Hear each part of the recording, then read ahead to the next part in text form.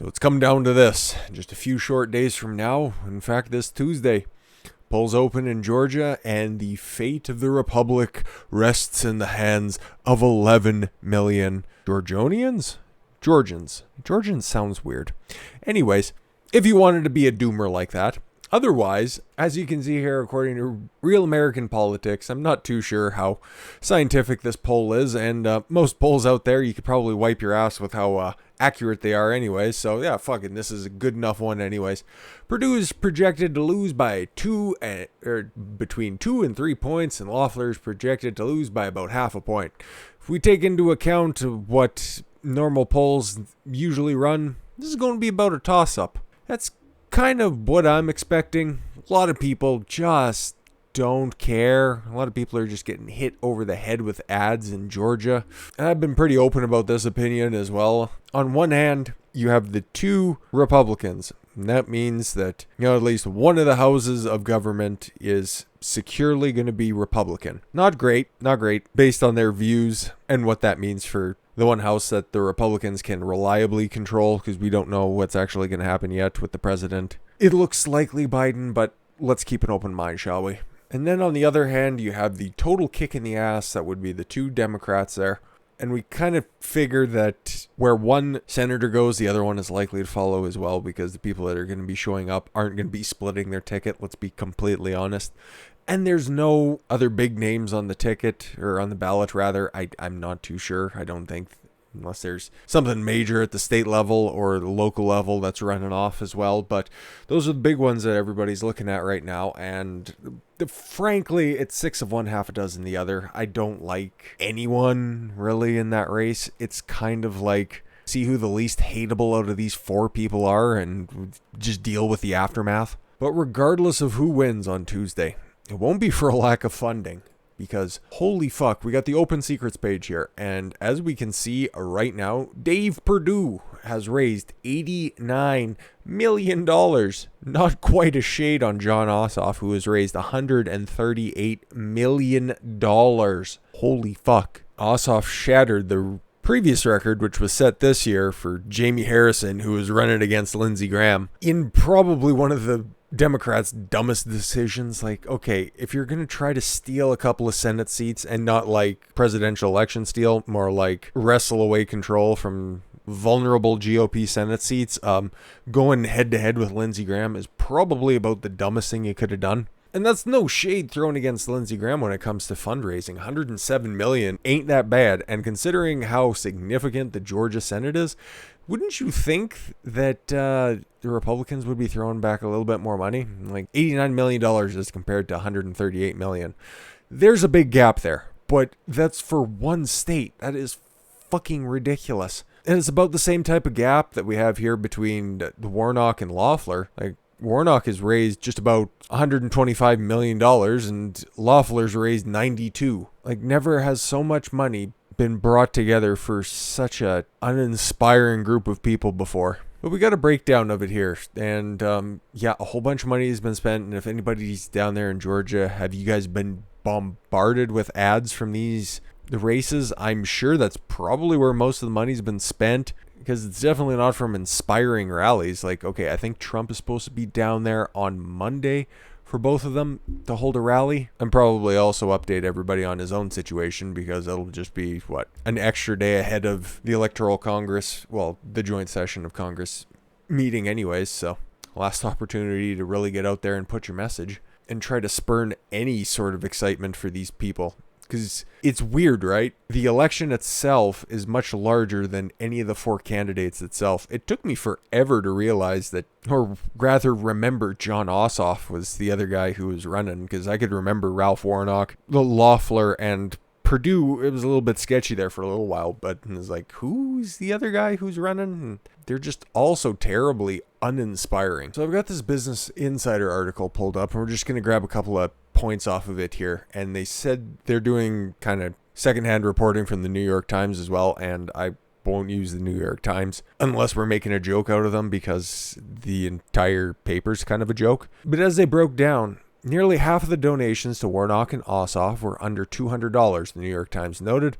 Just about 30% of donations to Perdue and Loeffler were from small donors according to the data. They were kind enough to link to the Federal Election Commission official pages here, and we're going to take a look at the money that's been raised and the money that's been spent. And we got Perdue pulled up here first. As you can see, yeah, he raised all told $86 million right now. That's everything that's been declared as of December 16th, as that was a reporting period. So a little bit more could have trickled in, but at the same time, none of the expenses would be covered at the same time because everything would have dropped at the same point, as you probably could understand that. So he's raised $86 million. You can break it down even further. I'll link to this page as well. And he's spent $71 million of it. So I don't know what you're sitting on the other $15 million for, but time's a ticking, my dude. Loeffler has a pretty decent discrepancy between raised and spent right now. So she's raised, $92 million. And she spent just about $71 million. Yeah, so that's $37 million between the two.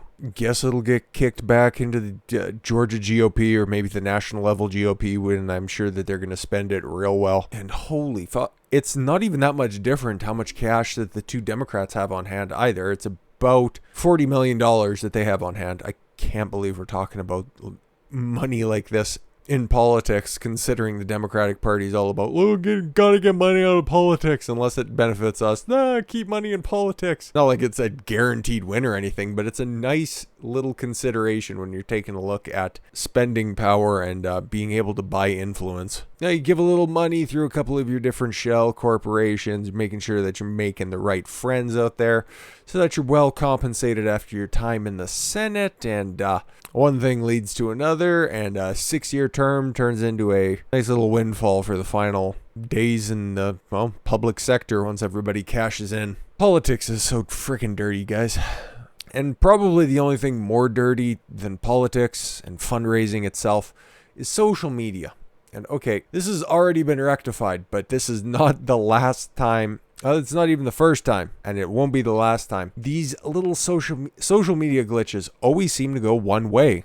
All these little online things only go one way. As you can see here, Facebook shuts down fundraising page for both Republican senators' runoff campaigns in Georgia. It's not like they needed any more money, but Facebook has shut down the advertisement accounts for Georgia Battleground Fund, a joint fundraising committee fueling the National Republican Senators Committee and the campaigns of the GOP incumbent senators Perdue and Loeffler days before the January 5th runoff election in Georgia. And a little update, Daily Caller's Jordan Lancaster reported that Facebook spokesperson claims a Facebook account was taken down as a result of an automated error, and has since been restored. Like I said, it only goes one way, and there are so many different examples of this happening.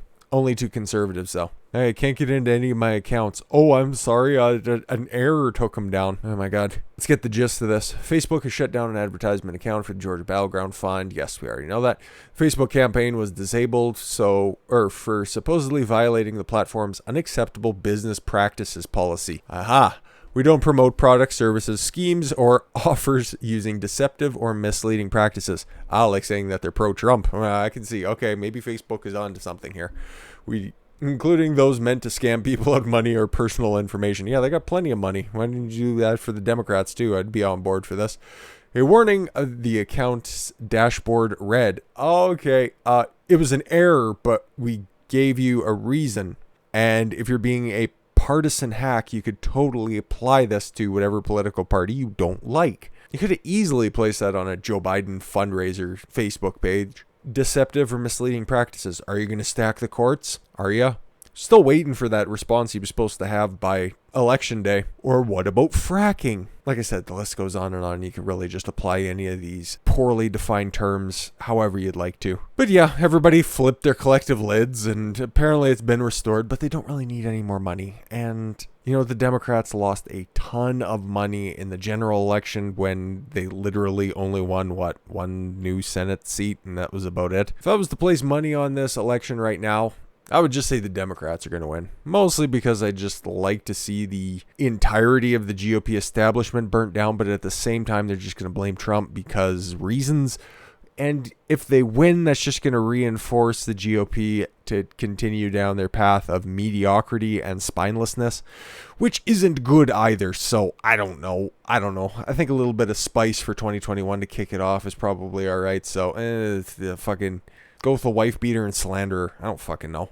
I don't care about any of those 4 fucks. I'll hopefully never have to remember their names going forward anyways, because politics isn't real life. You just turn off the fucking web page and it all goes away until they start showing up to your house with a vaccination gun. But it's for your own benefit.